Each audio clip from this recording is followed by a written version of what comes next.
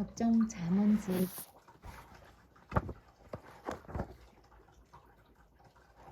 많이 읽었다. 잘했네.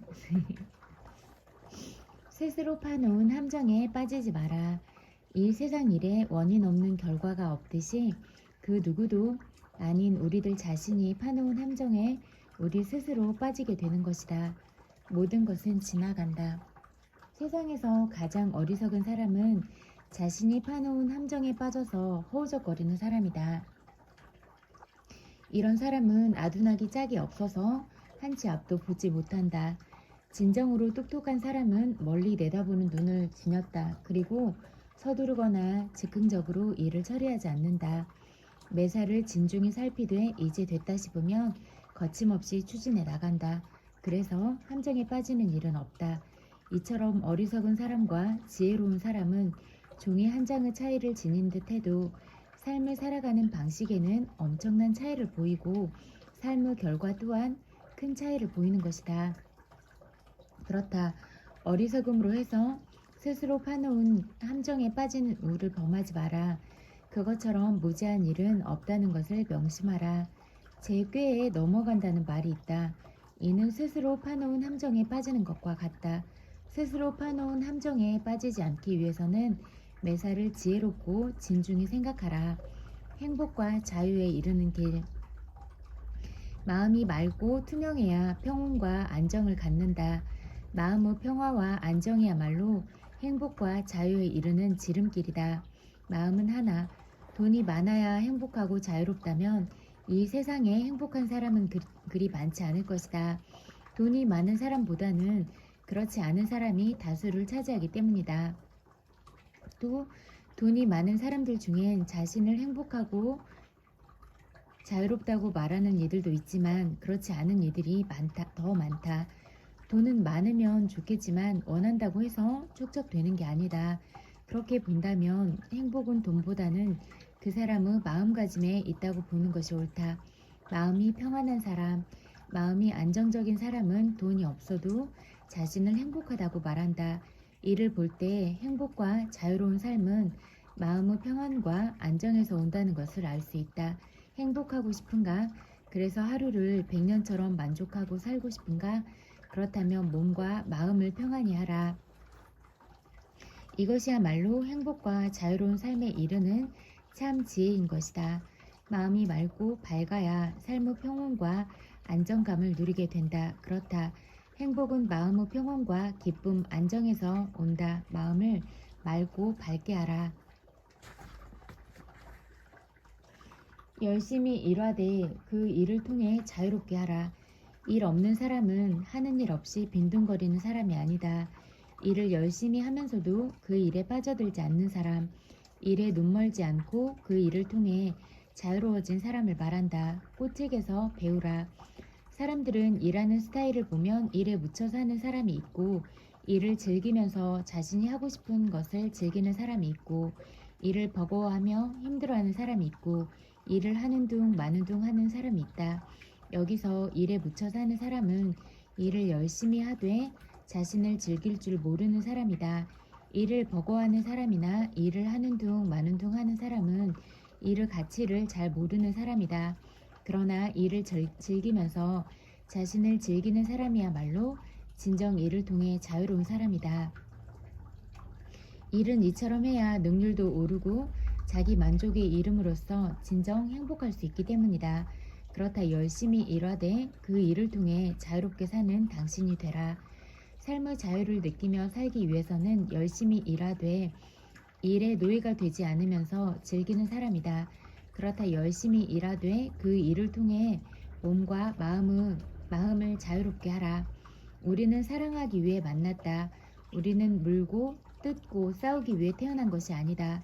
서로 의지해 사랑하기 위해 만난 것이다. 불교 평화관. 너를 도저히 사랑하지 않을 수 없었다. 너를 사랑할 수밖에 없는 것은 나의 숙명이라는 것을 알았기 때문이다. 우리가 태어나기 전에 이미 우리는 하나의 사랑이었으므로 이는 나의 너라는 시이다. 이 시의 주제는 사랑하는 사람은 이미 태어나기 전부터 운명 지어졌다는 것을 말한다.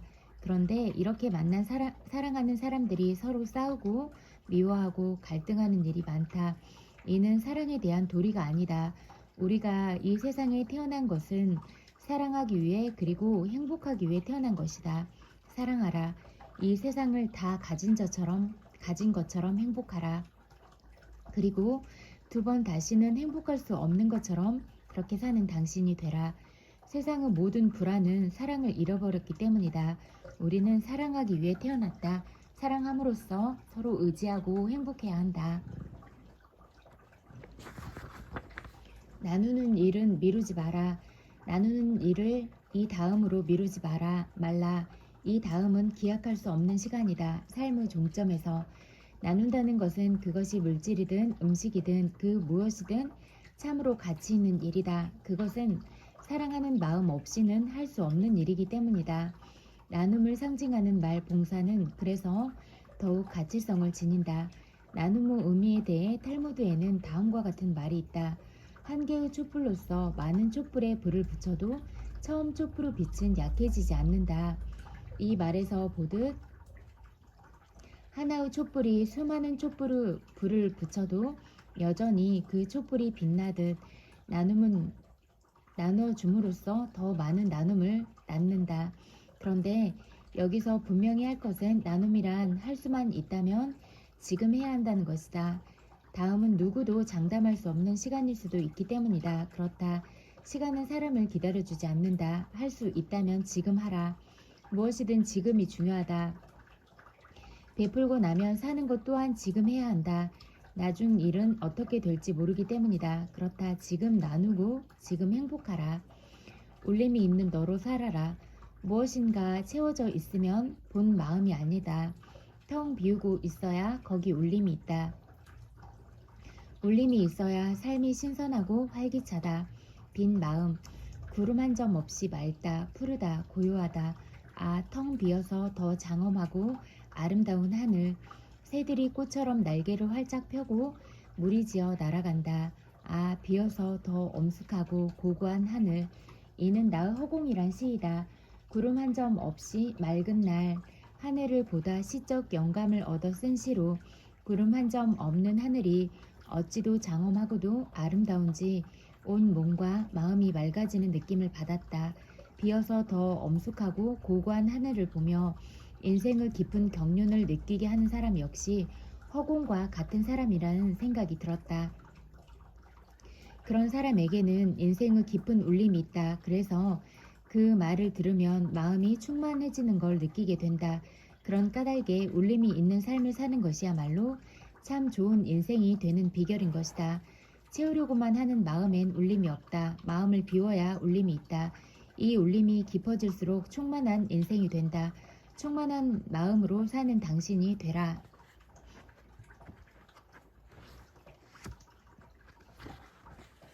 한쪽만 보고 성급하게 판단하지 마라. 누가 나를 추켜 세운다고 해서 우쭐할 것도 없고 헐뜯는다고 해서 화를 낼 일도 못 된다. 그건 모두가 한쪽만을 보고 성급하게 판단한 오해이기 때문이다. 오해. 사람들 중엔 자신을 추워주면 한없이 우쭐거린다. 혹여 단점을 지적하면 불같이 화를 내며 다시는 안 볼 것처럼 구는 이들이 있다. 귀가 한없이 얇고 마음이 단단히 여물지 못해서다. 그러나 마음이 단단히 여문 사람은 자신을 추켜 세우고 깎아내리는 말에 크게 동요하지 않는다. 아무리 성인 군자라 해도 결점은 있는 법, 이를 잘 아는 까닭이다. 사람들을 대할 땐 한쪽 말만 들어서도 안 되고 둘 다 들어보아야 한다. 그래야 그 말에 대한 진위를 제대로 알 수 있기 때문이다. 이를 지키지 않고 성급하게 판단하니까 오해가 생기는 것이다. 그렇다. 오해는 이해하지 못하는 데서 오는 말의 오류이기에 말을 잘 새겨 듣고 잘 헤아릴 때 오해로부터 자유로울 수 있음을 마음에 새겨 실천하라. 오해는 한쪽으로 치우치는 생각에서 생기는 불편한 마음이다. 그렇다. 오해를 하지 않기 위해서는 한쪽만 보고 성급하게 생각하지 마라. 과정을 중요시하는 삶의 기술. 때로는 천천히 돌아가기도 하고 어정거리고 길 잃고 헤매면서 목적이 아니라 과정을 충실히 깨닫고 사는 삶의 기술이 필요하다. 직선과 곡선. 원주에서 서울을 가기 위해서는 단숨에 갈 수 없다. 정해진 길을 가되 그 과정에 충실해야 한다. 빨리 가기 위해 무리하게 속도를 높이면 자칫 어려움에 봉착하게 된다. 우리의 삶도 이와 같다. 한 번에 자신이 바라는 것을 이룰 수 없다. 그 과정을 반드시 거쳐야 한다. 그래서 그 과정마다 잘 지켜 행해야 자신이 바라는 것을 이룰 수 있다. 그 어떤 삶일지라도 모든 삶은 과정을 충실히 깨닫고 사는 삶의 기술이 필요하다. 그렇다 성급하게 욕심 부리지 말아야 한다. 그것은 자칫 화를 부르는 요인이 된다. 일을 슬기롭게 잘 행하는 사람이야말로 삶을 행복하게 잘 산다는 것을 잊어서는 안 될 것이다. 결과만을 바라 성급하게 하는 것은 좋지 않다. 과정을 즐기면서 그러는 가운데 깨달음을 얻을 때 삶의 기술은 성숙해지는 것이다. 고통을 이겨내는 의지적인 노력을 길러라. 오늘 우리가 겪은 온갖 고통과 그 고통을 이겨내기 위한 의지적인 노력은 다른 한편 이 다음에 새로운 열매가 될 것이다. 이 어려움을 어떤 방법으로 극복하는가에 따라 미래의 우리 모습은 결정된다. 모든 것은 지나간다. 길을 가다가 돌이 나타나면 약자는 그것을 걸림돌이라고 말하고 강자는 그것을 디딤돌이라고 말한다. 이는 영국의 역사가 토머스 칼라일이 한 말이다. 이 말에서 보듯 같은 상황에서도 의지력의 중요성을 잘 알 수 있다. 약자와 강자의 차이는 의지가 약하나 강하냐에 달렸기 때문이다. 상처 입은 굴이 진주를 만든다. 이는 미국의 시인이자 사상가인 렐프 알도 에머슨이 한 말로 굴이 상처를 입고도 진주를 만들듯 어려움을 극복하기 위해 그 어떤 노력도 마다하지 않을 때 좋은 결과를 이루게 된다는 것을 알 수 있다. 자신의 인생을 값지게 살고 싶은가? 그렇다면 문제는 간단하다. 그 어떤 고통도 이겨낼 수 있는 의지적인 노력을 길러야 한다는 것을 명심하라. 삶의 고난으로 고통을 느낄 땐 고통을 이겨내는 의지력을 키워야 한다.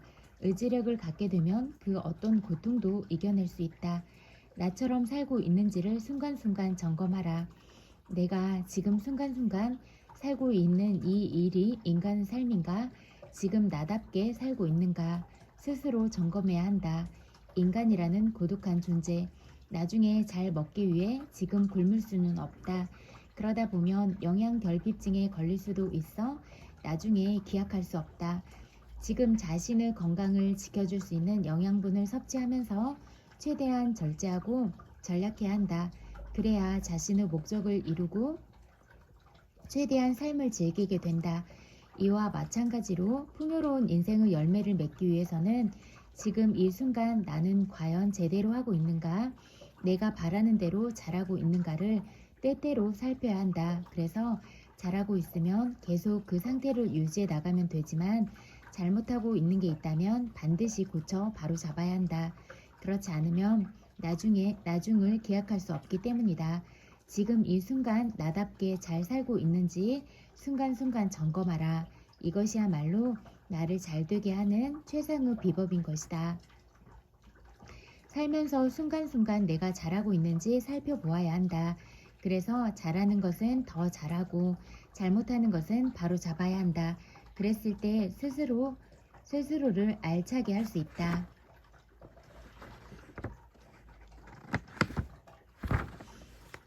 행복과 절제의 뿌리. 행복이란 말 자체가 사랑이란 표현처럼 봄속한 것으로 전락한 세상이지만 그렇다 하더라도 행복이란 가슴 속에 사랑을 채움으로써 오고 신뢰와 희망으로부터 오고 따뜻한 마음을 나누는 데서 옴이 튼다. 하늘 같은 사람. 행복도 넘치면 행복인 줄 모른다. 당연히 여기는 마음이 마음에 차게 되면 아무리 좋은 것도 행복인 줄 모르는 까닭이다. 조금 부족하다 싶을 때 더욱 행복을 바라게 되나니 행복은 절제함으로써 더욱 큰 행복에 이르느니라. 이는 나의 행복과 절제라는 시이다. 이 시에서 표현했듯 행복도 넘치면 행복인 줄 모른다.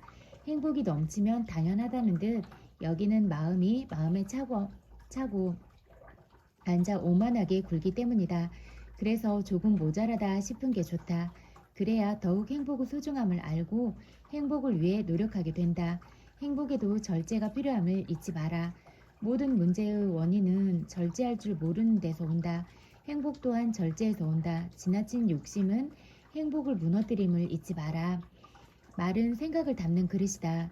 말은 생각을 담는 그릇이다. 생각이 맑고 고요하면 말도 맑고 고요하게 나온다. 존재의 집. 한마디 말은 세상을 움직이고 우주를 움직인다. 말은 힘들이지 않고도 세상을 휘어잡기도 하고 세상을 띄우기도 하고 세상을 파멸시키기도 한다. 이처럼 말의 위력은 상상을 초월한다. 이는 무엇을 의미하는가? 말은 신중히 잘 생각해서 해야 된다는 것을 말한다. 3, 4, 1원이라는 말이 있다. 말을 할 땐 3번 생각하고 나서 하라는 말로 신중히 말해야 함을 뜻한다. 말은 어떤 생각을 하느냐에 따라 그 가치가 결정된다. 아무렇게나 생각하면 아무렇게나 말하게 되고 좋은 생각을 하면 좋은 말을 하게 된다. 이렇듯 생각은 말의 씨앗과 같다. 생각하는 대로 말을 하게 되기 때문이다. 말은 생각을 담는 그릇이란 의미는 그래서 더욱 의미가 있다. 말은 생각에서 나온다. 생각이 맑으면 말도 맑고 정감이 있다. 생각을 맑고 바르게 하라. 자신이 치러야 할 몫만큼 삶은 주어진다. 그 어떤 형태의 삶이건 간에 그 삶을 차지하는 만큼 치러야 할 몫이 있는 법이다. 크면 클수록 많으면 많을수록 치러야 할 몫도 크고 많을 수밖에 없다. 장마철 이야기. 그 어떤 삶도 그 삶에 맞게 치러야 할 몫이 있다. 그래야 이루고자 하는 삶을 이뤄낼 수 있다. 이를 삶의 값이라고 말하고 싶다. 대개의 사람들이 크고 우뚝한 삶을 살기를 바란다. 하지만 그런 삶은 그저 주어지지 않는다. 크고 우뚝한 삶을 살기 위해서는 그것에 걸맞은 삶은 값을 치러야 한다. 그런데 사람들은 이를 도외시한다. 그래놓고 나에게는 왜 그런 삶이 찾아와 주지 않을까? 나는 왜 이렇게밖에 살 수 없는 걸까? 넋두리를 하며 불평불만을 쏟아놓는다. 참으로 무지하고 어리석기 짝이 없다. 자신이 바라는 삶이 있다면 그 삶에 맞게 삶의 값을 치러야 한다. 그래야 그 값에 맞는 삶을 살게 됨을 잊지 마라. 자신이 원하는 삶을 살고 싶다면 그에 맞는 삶의 값을 치러야 한다. 삶은 그 값을 치르는 만큼 주어지기 때문이다. 채우지만 말고 미련 없이 놓아버려라. 빗방울이 연잎에 고이면 연잎은 한동안 물방울의 유동으로 일렁이다가 어느 만큼 고이면 수정처럼 투명한 물을 미련 없이 쏟아버린다. 연잎의지에 옛 이야기에 나오는 이야기 한 토막이다. 요술 맷돌이 있었다. 원하는 것은 무엇이든 얻을 수 있는 맷돌에 눈독을 들이던 도둑이 요술 맷돌을 훔치게 된다. 도둑은 배를 타고 가면서 소금이 나오기를 바랐다. 그러자 소금이 줄줄 흘러나왔다. 소금이 점점 더 많아지자 소금의 무게를 이기지 못하고 배가 기우뚱거렸다. 당황한 도둑은 어찌할 줄 몰라 쩔쩔맸지만 소금의 무게를 이기지 못하고 배는 가라앉고 말았다. 바다에 잠긴 요술 맷돌은 계속해서 소금을 만들어냈고 그 후 바닷물이 짜게 되었다는 이 이야기는 채우기에만 급급한 탐욕적인 사람들에게 큰 교훈을 준다. 옳은 말이다. 세상의 이치가 이러한즉 물방울이 어느 만큼 고이면 미련 없이 쏟아버리는 연잎처럼 필요한 만큼만 취해야 탈이 없는 법이다. 채우려고만 하면 만족감을 모른다. 채우고 나면 더 채우고 싶은 마음이 발동하기 때문이다. 그러나 내려놓으면 홀가분한 행복을 느끼게 될 것이다. 최선의 삶. 진달래는 진달래답게 피면 되고 민들레는 민들레답게 피면 된다. 남과 비교하면 불행해진다. 이런 도리를 이 봄철 꽃책에서 배우라. 진달래 씨앗에서 진달래가 피어나고 민들레 씨앗에서는 민들레가 피어난다. 진달래가 예쁘다고 민들레가 진달래가 될 수 없듯 민들레가 예쁘다고 진달래 또한 민들레가 될 수 없다. 진달래는 가장 진달래답게 필 때 진달래로서의 가치를 지니게 되고 민들레는 가장 민들레답게 필 때 민들레로서의 가치를 인정받게 된다. 그런데 어떤 사람들은 이 평범한 진리를 잊은 채 남의 것을 부러워하며 제 것은 방치한 채 거들떠 보지도 않는다. 세상에 존재하는 것은 그 무엇이든 자기만의 가치성이 있다. 그 가치성은 자기답게 제 몫을 다할 때 주어지는 이름값이다. 그렇다 자기답게 살기 위해서는 자기답게 노력하며 사는 것, 그것이야말로 자기를 위한 최선의 삶인 것이다. 최선의 삶은 부와 명성을 누리는 삶이 아니다. 자신이 원하는 삶을 자신답게 사는 것이다. 자신답게 살고 자신답게 행복하라. 자신의 삶에 즐거움이 따르게 하라. 즐거움은 밖에서 누가 가져다 주는 것이 아니라 긍정적인 인생관을 지니고 스스로 만들어가야 한다. 일상적인 사소한 일을 거치면서 고마움과 기쁨을 누릴 줄 알아야 한다. 삶에는 즐거움이 따라야 한다. 즐거움이 따르는 삶은 지루하지 않고 재미있고 행복하다. 그런데 여기서 한 가지 분명히 할 것은 누군가가 즐거움을 주기를 기다리지 말아야 한다는 것이다. 남이 주는 즐거움은 잠시 한때다.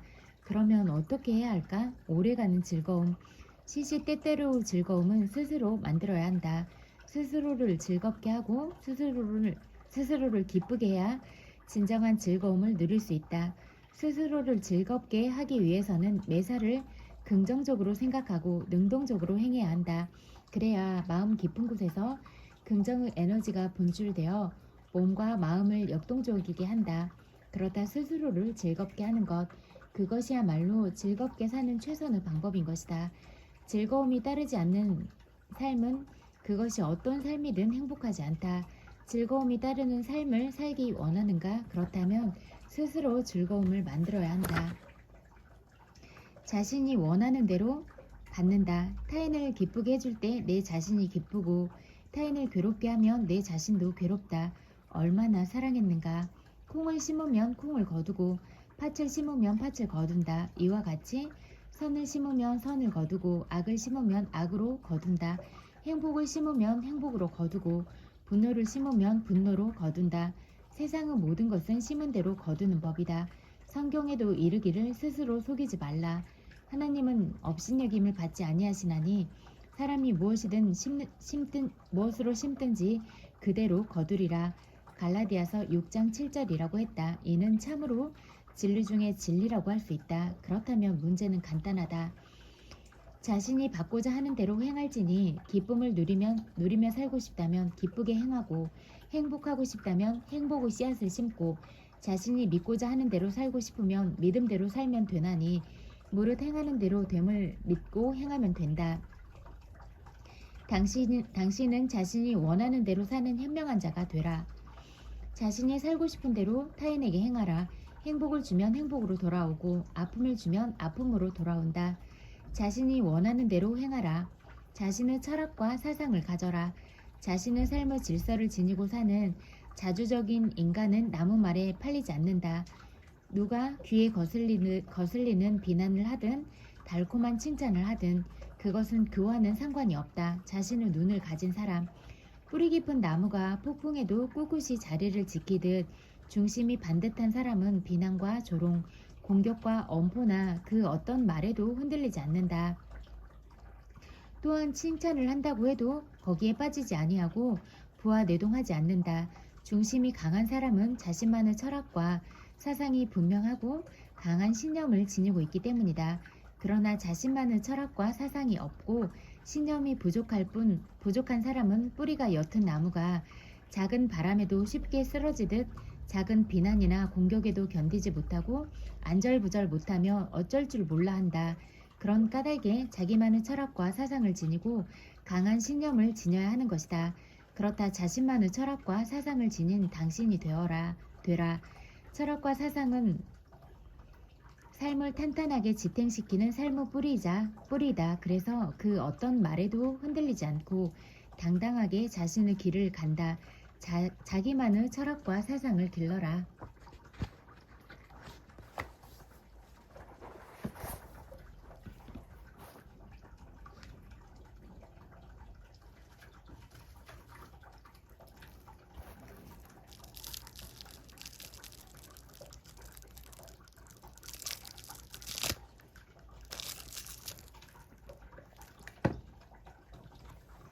어떻게 살 것인가?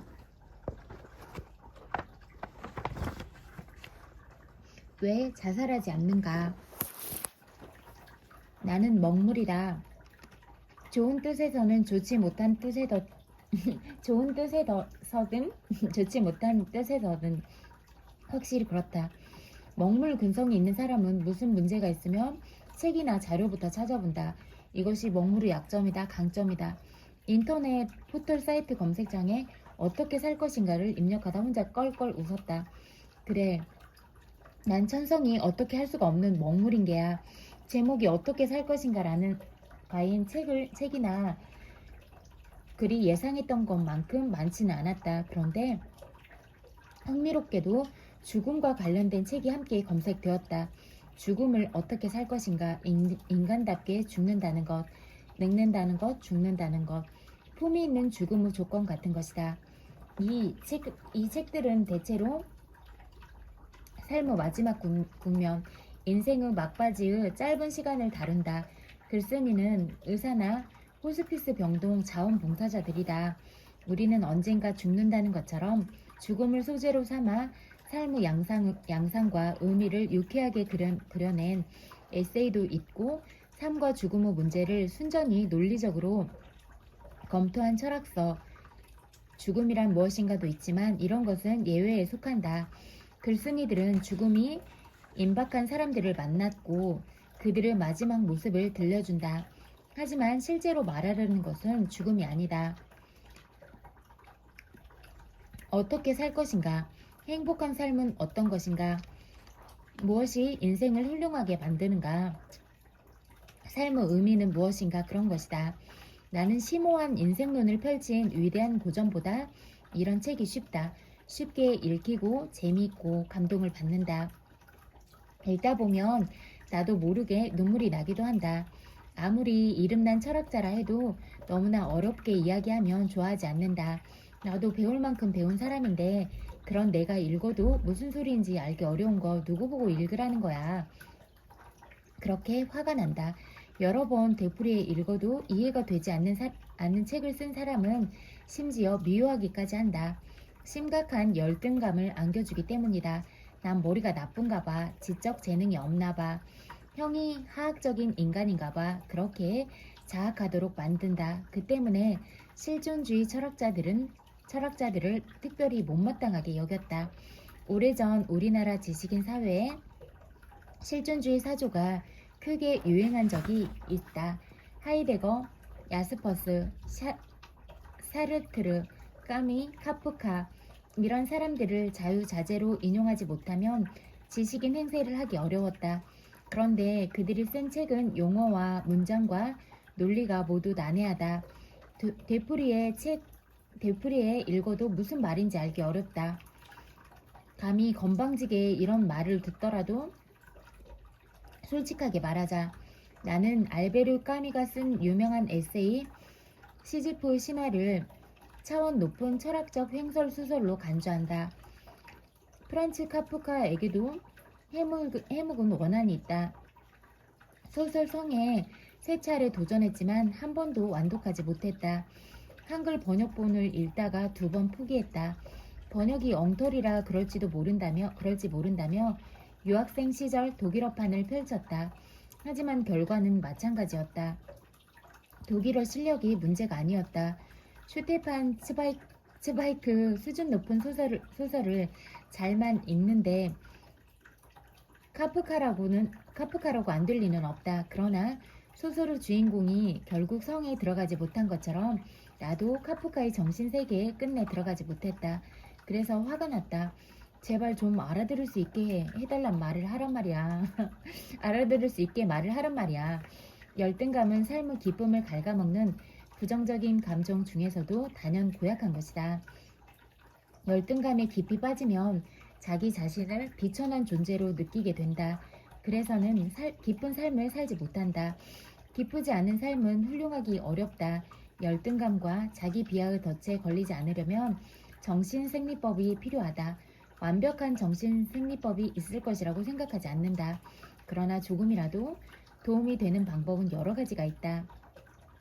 내가 즐겨 쓰는 방법은 이솝 모아집에 등장하는 여우신 여우 신포도 논리다. 저 포도는 맛이 없고 시기만 할 게 분명해. 너무 높이 있어서 아무리 해도 손이 닿지 않는다면 이렇게 생각하는 게 마음이 편하다. 세상에는 아무리 애를 써도 손에 넣지 못할 포도송이가 사방 널려있다. 그때마다 열등감을 느끼고 자기를 비하한다면 제대로 살 수 없을 것이다. 사람들은 흔히 여우가 교묘하게 자신의 무능을 합리화했다고 비웃는다. 하지만 나는 이것이 다소 진부해 보이지만 삶을 긍정적인 태도로 살아가는데 도움이 된다고 생각한다. 세상에는 오르지 못할 나무가 너무나 많다. 곳곳에 넘을 수 없는 4차원의 벽이 서 있다.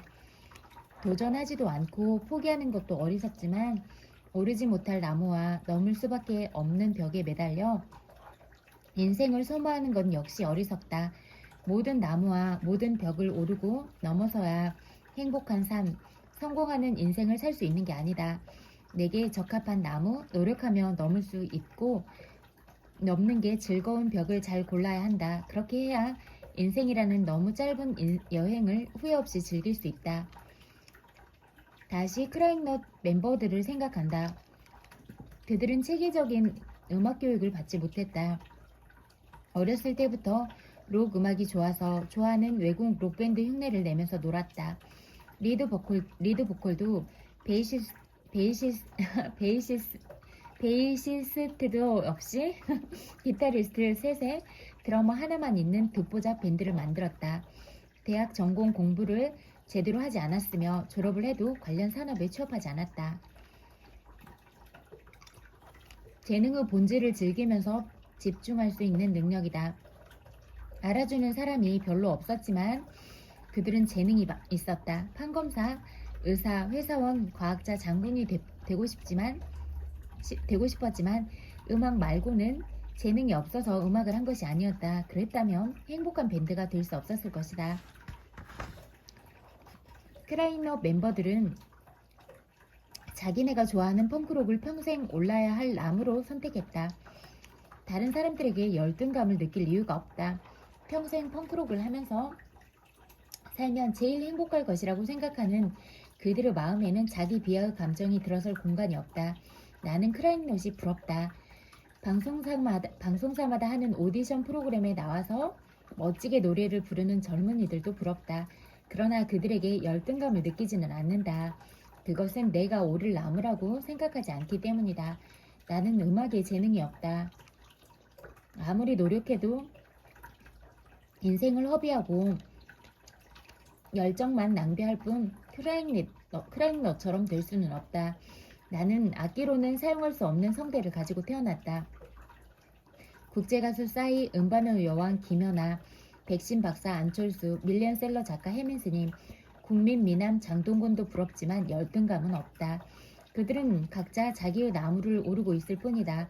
나도 적당한 나무를 골라 오르면 된다. 그게 세상에서 제일 큰 나무가 아니면 어떤가. 내게 맞고 오르는 것이 즐거운 나무라면 된 것 아니겠는가? 예전에는 실존주의 철학이 넘지 못할 벽으로 보였다. 그런 것에 시간과 열정을 소모하고 싶지 않았다. 그래서 실존주의를 무시함으로써 정신적 승리를 얻었다. 삶은 불안하고 허무하며 세상은 부조리로 가득하다고 그거야 다 아는 이야기 아닌가? 그러니까 어쩌라고. 세상의 부조리는 바로잡아야지. 그러면 삶이 안정되고 세상이 합리적으로 될 것 아닌가? 할 일이 없어서 그런 고민이나 하고 사는 유럽 지식인들은 팔자가 좋기도 하지.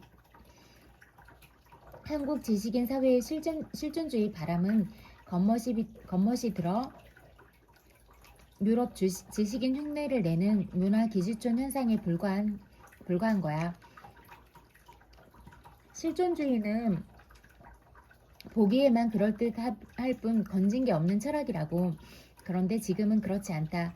문장과 논리가 난해한 건 여전히 마음에 들지 않지만 인간 존재의 근원적 부조리와 한계에 천착한 문제의식에는 크게 공감한다. 나이가 들면서 내 생각이 잘한 것인지 모르겠다. 어쨌든 실존주의가 아예 접근할 수 없는 철학으로 보이지는 않는다. 특별히 만나지는 않아도 건강해지려면 조금은 먹어야 하는 음식이라고 생각한다. 사실 사람들은 너나 없이 잘 사는 데 관심이 있다. 그런데 아무리 잘 살아도 죽지 않을 도리는 없다. 사형 집행일과 집행 방법이 정해져 있지 않을 뿐 살아있는 인간은 모두 사형수라고 할 수 있다. 그러니 잘 사는 것뿐만 아니라 잘 죽는 문제도 생각하고 준비해야 한다. 실존주의 철학은 어떻게 살고 어떻게 죽을지 고민하라고 권한다. 잘 죽으려면 잘 살아야 하겠기에 실존주의는 공부할 만한 가치가 있다. 이것이 내가 실존주의에 접근하는 실용주의적 방법이다. 삶은 곧 죽음이다. 살아있는 것은 다 죽는다.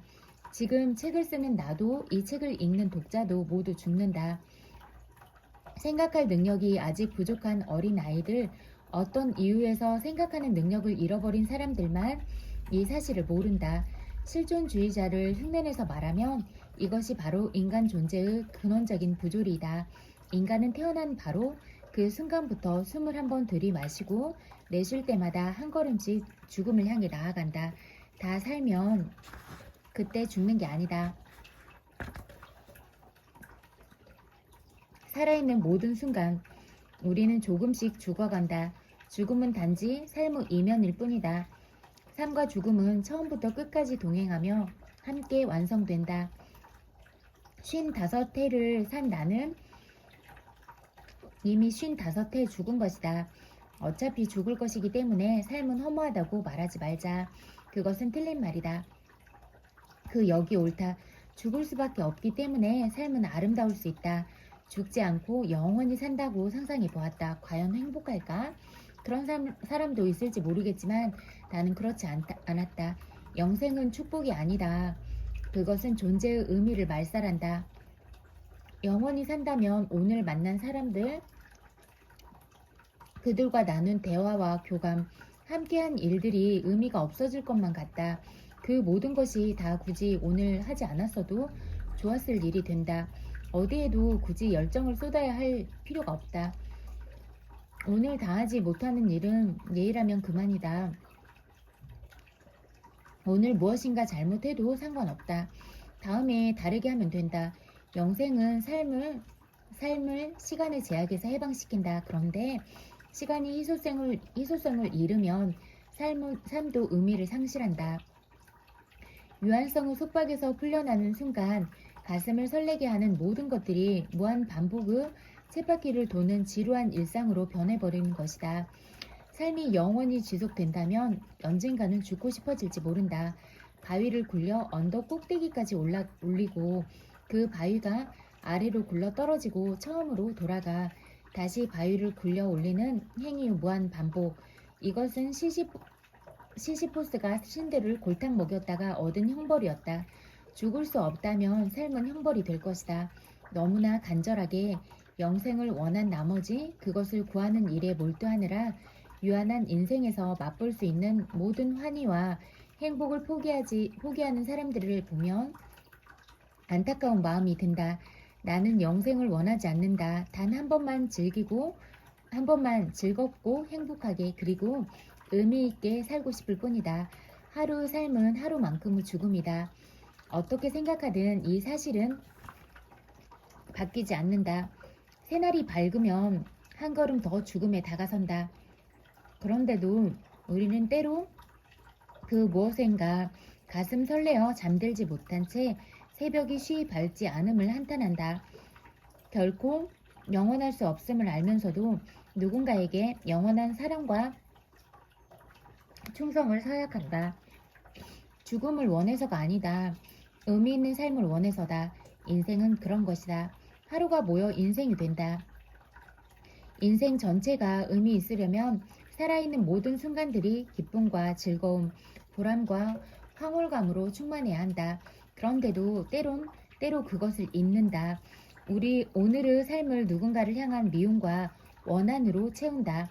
가진 돈이 많은데도 더 많은 돈을 얻으려고 발버둥 치면서 얼마 남지 않은 삶의 시간을 탕진한다.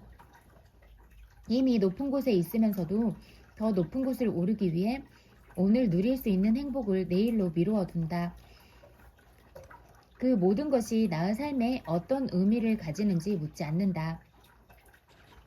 그리하여 운명의 마지막 페이지를 넘길 때쯤에야 비로소 자신이 의미 없는 인생을 살았음을 허무하게 깨닫는다. 그러나 한번 살아버린 인생은 되돌릴 수 없으며 놓쳐버린 삶의 환희는 되찾을 수 없다. 다른 한편에서는 어차피 찾아들 죽음을 서둘러 맞아들이는 사람들이 있다. 언젠가 반드시 건너야만 할 죽음의 강을 바삐 건너간다. 삶을 견디기 힘들어서 더 살아야 할 이유를 찾을 수 없어서 또는 죽음이 아니고는 표현할 수 없는 소망이나 분노 때문에 사람들은 스스로 목숨을 끊는다. 이런 죽음 가운데 극소수만이 세인의 관심을 끈다. 죽음으로 말하려고 했던 것을 사람들에게 들려준다. 자살 그 자체를 불행이나 죄악이라고 단정할 수는 없다. 때로 자살은 고통에서 벗어나 자유와 존엄을 찾는 수단이 되며 삶의 의미를 완성하는 행위가 되기도 한다. 구한말 지식인 매천 황현을 자결 청년 노동자 전태일의 분신 노무현 대통령의 투신이 그런 것이라고 생각한다. 그들은 죽었거나 그냥 사라지거나 망각되지 않았다. 그들의 죽음은 살아있는 사람들에게 던진 질문이다. 들을 준비가 된 사람들은 그 질문을 듣고 생각하면서 죽은 이들과 속 깊은 이야기를 나눈다. 인간의 삶과 죽음은 비대칭이다. 생명은 자신의 의지와 무관하게 주어진다. 언제 어디에서 어떤 부모에게서 어떤 모습으로 어떤 재능을 안고 태어날지 누구도 선택할 수 없다. 사람은 모두 던져진 존재로 이 세상에 온다. 먼저 태어나고 그 다음에 자신의 존재와 삶의 환경을 인식한다. 다른 동물도 그렇다. 그런데 특별한 사정이 없다면 인간은 자신이 원하는 때 원하는 방법으로 죽을 능력이 있다. 인간만의 특징이다. 다른 종은 삶도 죽음도 모두 우연 또는 운명에 의해 주어진다. 삶과 죽음을 비대칭으로 만드는 것은 인간이 지닌 이성 또는 지성의 힘이다. 우리는 내가 누구이며 어디에서 왔는지, 나와 물질 세계가 어떻게 연결되어 있는지를 안다. 삶의 의미가 무엇인지 탐색한다. 삶의 가치를 잃었다고 느낄 때 스스로 죽음을 택하기도 한다. 까미는 이 능력의 사용에 관한 의사결정이 유일하게 중대한 철학적 문제라고 주장했다. 참으로 중대한 철학적 문제는 단 하나뿐이다. 그것은 자살이다.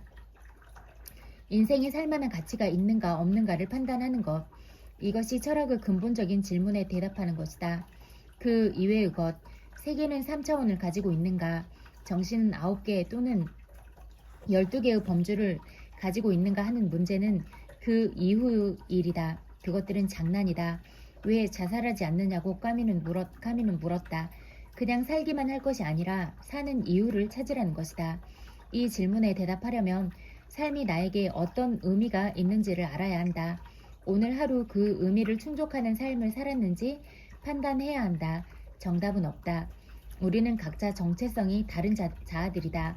누구도 타인에게 삶이 어떤 의미를 가져야 한다고 대신 결정해 줄 수 없다. 삶의 의미는 사람마다 다를 수 있다. 중요한 건 나름의 답을 가지고 사는 것이다. 스스로 의미를 부여하지 못하는 삶은 훌륭할 수 없다. 아무리 많은 돈과 큰 권력을 가지고 있어도 아무리 유명한 사람이라고 해도 의미를 모르는 삶은 비천하고 허무할 뿐이다. 숱한 고난을 받고 살다가 모진 핍박을 받아 죽을지라도 스스로 뚜렷한 가치와 의미를 부여하며 살았다면 훌륭한 인생이다.